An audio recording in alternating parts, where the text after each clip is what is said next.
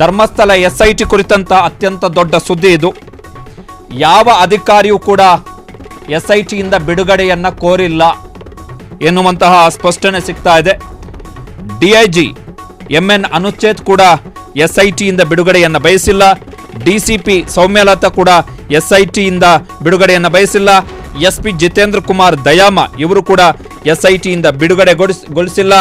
Detective Simon ಇವರು ಕೂಡ ಹೊರ ಬರಬಹುದು ಅಂತ ಹೇಳಿ ಮಾಹಿತಿ ಇತ್ತು. ಬಟ್ ಅವರು ಕೂಡ ತಮ್ಮ ಕರ್ತವ್ಯವನ್ನ ಆರಂಭಿಸಿದ್ದಾರೆ. ಅಲ್ಲಿಗೆ SIT ಇಂದ ಅಧಿಕಾರಿಗಳು ಬರಬಹುದು ಎನ್ನುವಂತಹ ಗೊಂದಲ ಏನಿತ್ತು, ಆ ಗೊಂದಲಗಳಿಗೆ ಅಧಿಕೃತವಾದಂತಹ ಬಹುತೇಕ ತೆರೆ ಬಿದ್ದಿದೆ. ಇವತ್ತು ಧರ್ಮಸ್ಥಳ SIT ಕುರಿತಾದಂಥ ಅತ್ಯಂತ ದೊಡ್ಡ ಸುದ್ದಿ. ಯಾವ ಅಧಿಕಾರಿ ಕೂಡ SIT ಇಂದ ಬಿಡುಗಡೆಯನ್ನ ಕೋರಿಲ್ಲ. ನಾವು ಈ SITಯಲ್ಲಿ ಪಾಲ್ಗೊಳ್ಳಲ್ಲ ಅಥವಾ ಭಾಗವಹಿಸಲ್ಲ, ನಾವು ಈ ತನಿಖೆಯನ್ನ ಮಾಡಲ್ಲ ಅಂತೇಳಿ ಯಾವ ಅಧಿಕಾರಿಯೂ ಕೂಡ ಹೇಳಲಿಲ್ಲ.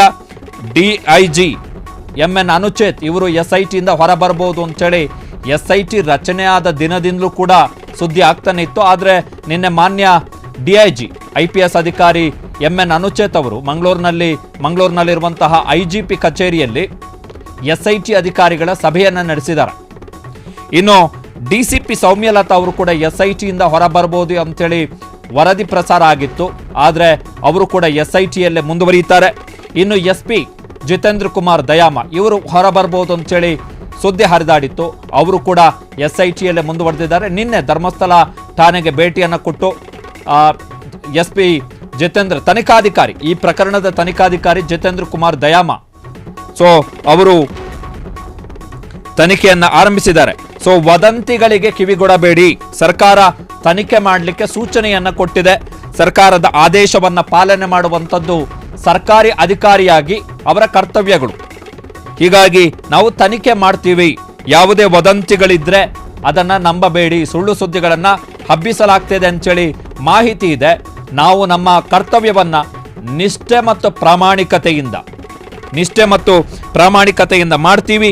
ಎಲ್ಲ ಅಧಿಕಾರಿಗಳು ಅವರಿಗೆ ವಹಿಸಲಾಗಿರುವಂತಹ ಜವಾಬ್ದಾರಿ, ಯಾವ SIT ತಂಡದಲ್ಲಿ ಯಾವ ಅಧಿಕಾರಿಗೆ ಯಾವ ಜವಾಬ್ದಾರಿಗಳನ್ನು ವಹಿಸಲಾಗಿದೆಯೋ ಆಯಾಯ ಜವಾಬ್ದಾರಿಗಳನ್ನು ಆಯಾಯ ಅಧಿಕಾರಿಗಳು ಯಾವುದೇ ಗೊಂದಲ ಅನುಮಾನ ಬಾರದ ರೀತಿಯಲ್ಲಿ ಪ್ರಾಮಾಣಿಕತೆಯಿಂದ ನಿಷ್ಠೆಯಿಂದ ನಿರ್ವಹಣೆಯನ್ನು ಮಾಡ್ತಾರೆ.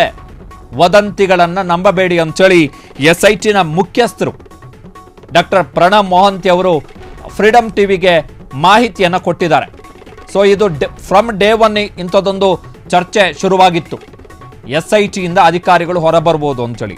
ಅಂತಹ ವರದಿಗಳು ಬಂದಂತಹ ಸಂದರ್ಭದಲ್ಲಿ ಏನಾಗುತ್ತೆ ಅಂತ ಹೇಳಿದ್ರೆ SITಯ ಟೋಟಲ್ ಕಾಂಪಿಟೆನ್ಸ್, ಅದರ ಸಾಮರ್ಥ್ಯತೆಯ ಬಗ್ಗೆನೇ ಪ್ರಶ್ನೆ ಮೂಡುತ್ತೆ. ಈಗ SITಯ ಮುಖ್ಯಸ್ಥರು ಈ ವದಂತಿಗಳಿಗೆ ತಿಲಾಂಜಲಿ ಇಟ್ಟಿದ್ದಾರೆ. ಇದ್ರ ಬಗ್ಗೆ ಮಾತಾಡಲಿಕ್ಕೆ ನಮ್ಮ ಪ್ರತಿನಿಧಿ ಶರತ್ ಅವರು ದೂರವಾಣಿ ಸಂಪರ್ಕದಲ್ಲಿದ್ದಾರೆ. ಶರತ್, ಹೇಳಿ ಅಕ್ಷಯ್.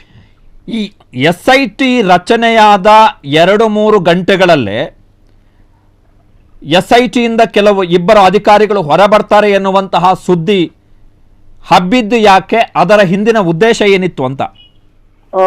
ಅಕ್ಷಯ್, ಅದಕ್ಕಿಂತ ಮುಂಚೆ ನಾನು ಕೆಲವೊಂದು ವಿಚಾರಗಳ ಬಗ್ಗೆ ಬೆಳಕಿಸೋಕೆ ಇಷ್ಟಪಡ್ತೀನಿ. ಒಂದು, ಸರ್ಕಾರದ ಕೆಲಸ ದೇವರ ಕೆಲಸ ಅನ್ನುವಂಥದ್ದು ಪ್ರತಿಯೊಂದು ಸರ್ಕಾರಿ ಕಚೇರಿಯಲ್ಲೂ ಕೂಡ ಹೋದ ತಕ್ಷಣ ನಮಗೆ ಕಾಣಿಸುವಂತಹ ಬೋರ್ಡು. ಇದೊಂದು ಸರ್ಕಾರ ನಿರ್ವಹಿಸಿದಂತಹ ಒಂದು ಕೆಲಸ. ಈ SITಯ ಭಾಗಿಯಾಗಿ MN ಅನುಚೇತ್ ಇರ್ಬೋದು, DIG ಆಗಿದ್ದಾರೆ, ಅಥವಾ ಸೌಮ್ಯಲತಾ ಅವರಿರ್ಬೋದು, ಜಿತೇಂದ್ರ ಕುಮಾರ್ ದಯಾಮ ಅವರಿರ್ಬೋದು, ಸೈಮನ್ ಇರ್ಬೋದು, ಅದೇ ಉಳಿದಂತೆ ಇನ್ನು 20 ಅಧಿಕಾರಿಗಳು, ಹೆಡ್ ಕಾನ್ಸ್ಟೇಬಲ್ ಇಂದ SI ಇನ್ಸ್ಪೆಕ್ಟರ್ಗಳು, DYSPಗಳು ಕೂಡ ಇದ್ದಾರೆ. ಇವರು ಸರ್ಕಾರ ನೀಡಿರುವಂತಹ ಕೆಲಸವನ್ನು ನಾನು ಮಾಡೋಕ್ ಆಗೋದಿಲ್ಲ ಅಂತ ಹೇಳೋದಕ್ಕೆ ಸಾಧ್ಯ ಇಲ್ಲ. ಯಾಕೆಂತಂದ್ರೆ ಇದು ಯಾರ್ದೋ ಮನೆಯ ಕೆಲಸವನ್ನು ಮಾಡ್ತಾ ಇಲ್ಲ. ಅವರು ಸರ್ಕಾರ ಟ್ಯಾಕ್ಸ್ ಪೇಯ್ಡ್ ಮನಿ ಇಂದ ಅವರ ಸ್ಯಾಲರಿಯಿಂದ ಪಡೆಯುವಂತವರು. ಒಂದು ಪೊಲೀಸ್ ಇಲಾಖೆಯಲ್ಲಿ ಸಿಬ್ಬಂದಿಯಾಗಿ ಕಾರ್ಯನಿರ್ವಹಿಸ್ತಾರೆ ಅಂತಂದಾಗ ಸರ್ಕಾರ ಅವರಿಗೆ ನೀಡಿದ ಕೆಲಸವನ್ನು ಅವ್ರು ಮಾಡ್ಬೇಕಾಗತ್ತೆ. ಅವರು ಇಲ್ಲಿವರೆಗೂ ಕೂಡ ಯಾವುದೇ ಅಧಿಕಾರಿಗಳು ಈ SIT ಇಂದ ಬಿಡುಗಡೆಗೊಳಿಸಿ ನಮ್ಮನ್ನ ಆಚೆ ಕಳಿಸಿ ಅಂತ ಯಾವುದೇ ರೀತಿಯಂತ ಮನವಿಯನ್ನ ಮಾಡಿಲ್ಲ.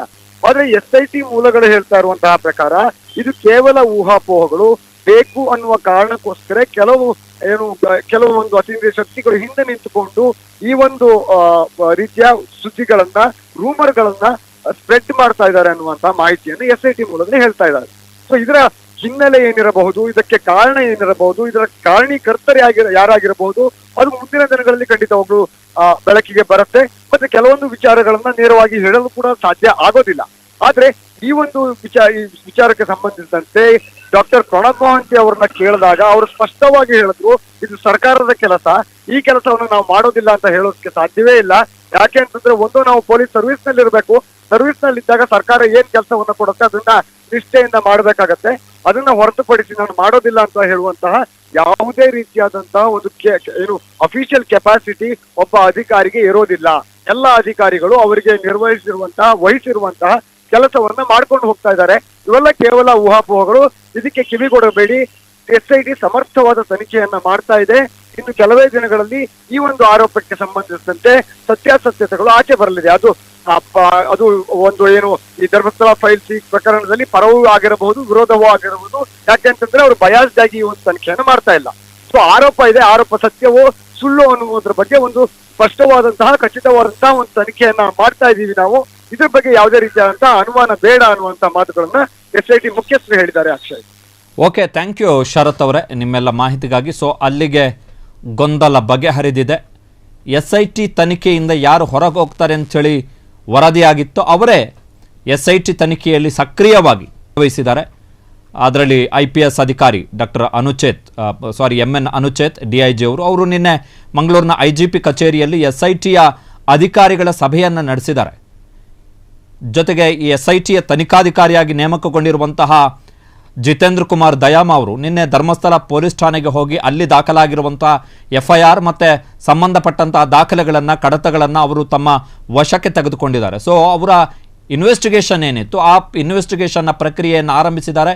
ಇವತ್ತು ದೂರುದಾರ ಬೆಳಗ್ಗೆ 11 ಗಂಟೆಗೆ ಪೊಲೀಸ್ SIT ಕೊಟ್ಟಂಥ ನೋಟಿಸ್ನ ಪ್ರಕಾರ ಹೋಗಿ ಮಂಗಳೂರಿನ ಮಲ್ಲಿಕಟ್ಟೆಯಲ್ಲಿರುವಂಥ SITಯ ಪ್ರಮುಖ ಕಚೇರಿ, ಮುಖ್ಯ ಕಚೇರಿಯಲ್ಲಿ ಹಾಜರಾಗಿದ್ದಾರೆ ವಿಚಾರಣೆಗೆ. ಸೊ ಅಲ್ಲಿಗೆ ಗೊಂದಲ ಬಗೆಹರಿಯಿತು. ಯಾಕೆ ಈ ಸುದ್ದಿ ಸೃಷ್ಟಿ ಆಯಿತು ಅನ್ನುವಂಥದ್ದನ್ನು ಸುದ್ದಿ ಸೃಷ್ಟಿ ಮಾಡಿದವರು ಹೇಳಬೇಕಷ್ಟೇ. ವಿದಿನ್ 4 hours, ಕೇವಲ 4 ಗಂಟೆಗಳ ಅಂತರದಲ್ಲಿ SIT ರಚನೆಯಾದ ಕೇವಲ 4 ಗಂಟೆಗಳ ಅಂತರದಲ್ಲಿ ಯಾಕೆ SITಯಿಂದ ಅಧಿಕಾರಿಗಳು ಹೊರಬರ್ತಾರೆ ಅಂಥೇಳಿ ಸುದ್ದಿ ಹಬ್ಬಿತು ಎನ್ನುವಂಥದ್ದನ್ನು ಸುದ್ದಿ ಹಬ್ಬಿಸಿದವಂಥವರು ಕೇಳಬೇಕಷ್ಟೆ. ಅವರೇ ಕೇಳ್ಕೋಬೇಕು ಯಾಕೆ ಹಬ್ಬಿಸಿದ್ವಿ ಅಂಥೇಳಿ ಅವರೇ ಪ್ರಶ್ನೆ ಮಾಡ್ಕೋಬೇಕಷ್ಟೆ. ಸಾಮಾನ್ಯವಾಗಿ ನ್ಯಾಯಾಲಯಗಳಲ್ಲಾದರೆ, ಹೈಕೋರ್ಟ್ ಅಥವಾ ಸುಪ್ರೀಂ ಕೋರ್ಟ್ಗಳಲ್ಲಿ ನ್ಯಾಯಮೂರ್ತಿಗಳಿಗೆ ಅವಕಾಶಗಳಿರ್ತಾರೆ. ವಿಚಾರಣೆಯಿಂದ ಹಿಂದೆ ಸರಿತಾರೆ ನ್ಯಾಯಮೂರ್ತಿಗಳು ಹೈಕೋರ್ಟ್ ಅಥವಾ ಸುಪ್ರೀಂ ಕೋರ್ಟ್ನಲ್ಲಿ, ಕಾನ್ಸ್ಟಿಟ್ಯೂಷನಲ್ ಕೋರ್ಟ್ನಲ್ಲಿ. ಬಟ್ ಅಧಿಕಾರಿಗಳಿಗೆ ಆ ಅವಕಾಶಗಳಿಲ್ಲ. ಅವರೆಲ್ಲರೂ ಕೂಡ ಬೈಂಡ್ ಬೈ ಸರ್ವಿಸ್ ರೂಲ್ಸ್ ಅಂತ ಏನಿರುತ್ತೆ ಅದನ್ನು ಪಾಲನೆ ಮಾಡಲೇಬೇಕು. SIT ತನಿಖೆಗೆ ಅಂಥೇಳಿ ನೇಮಕಗೊಂಡಿರುವಂತಹ 4 IPS ಅಧಿಕಾರಿಗಳು ಜೊತೆಗೆ 20 ಅಧಿಕಾರಿಗಳು ಯಾರಿದ್ದಾರೆ ಅವರು ತಮ್ಮ ತನಿಖೆಯನ್ನು ನಡೆಸ್ತಾರೆ. ತಮಗೆ ಕೊಟ್ಟಂತಹ ಜವಾಬ್ದಾರಿಯನ್ನು ನಿಷ್ಠೆಯಿಂದ ನಿರ್ವಹಿಸ್ತಾರೆ ಅಂತೇಳಿ ಡಾಕ್ಟರ್ ಪ್ರಣಬ್ ಮೊಹಾಂತಿ SITಯ ಮುಖ್ಯಸ್ಥರು ಹೇಳಿದ್ದಾರೆ. ಕ್ಷಣ ಕ್ಷಣದ ಸುದ್ದಿಗಳಿಗಾಗಿ ಫ್ರೀಡಂ ಟಿವಿ ಸಬ್ಸ್ಕ್ರೈಬ್ ಮಾಡಿ, ಲೈಕ್ ಮಾಡಿ ಹಾಗೂ ಫಾಲೋ ಮಾಡಿ.